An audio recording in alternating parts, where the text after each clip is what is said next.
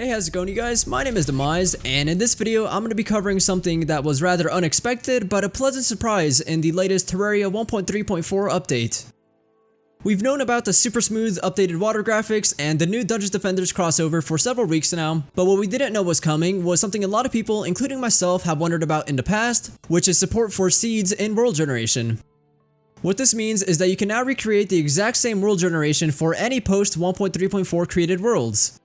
First things first, let's talk about how you can enable this feature, as it is currently considered experimental, but after the latest 1.3.4.1 hotfix, I haven't had any problems with it. You should first make sure that Terraria is not currently running on your computer, but if it is, just go ahead and close out of it. And now, find your Terraria config.json file, which on Windows by default is located under Documents, then My Games, then Terraria. You can open this file in any text editor that you'd like, such as the default for Windows, which is Notepad, which I personally never use, but for the sake of simplicity and this video, we'll go ahead and use it. Once you have it open, all you need to do is edit the 12th option called Use Experimental Features and change that from false to true, and then save the file. Now, the next time that you launch Terraria and create a new world, you will go through the same set of options as usual, but just before it actually generates the world, it asks you to enter a seed or leave it blank to generate a random world as it has in the past. You can see that I selected a small world, a random world evil which turned out to be Crimson, and for the seed I entered demize in all lowercase.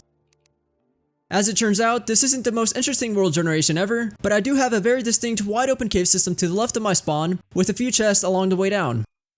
So now when I create another world and use the same world size, but instead manually select the corruption and use the same all lowercase demize seed, you can see that it does actually create the same world, for the most part. I say that because while the same cave system and chest and everything are still present, the Crimson and Corruption do have slightly different biome shapes, and so it's possible that things like desert pyramids that are present in the Crimson version of a seed will not be present in the Corruption version of the seed due to slightly different requirements of each biome. The other thing that I want to point out, which may or may not be obvious to you already, is that you do need to keep the same world size consistent in order for the seed to work, which of course makes sense. If you created a world with a randomized seed, you can very easily view what that random seed is from the world selection menu, and it even has a one-click copy to clipboard function to make regenerating, saving, or sharing the world with your friends quick and easy. And speaking of sharing, I think it would be a great idea if you guys were to share your seeds in the comments below that either have really wonky world generation, very beneficial world generation like easy to access chests or a water bolt at the top of a dungeon, or just something that you thought was interesting. I am also giving away 4 copies of Terraria on Steam in celebration of the 1.3.4 update, and I'm gonna go ahead and add an option to that giveaway so that you can enter by submitting a seed along with optional screenshots in a Google form.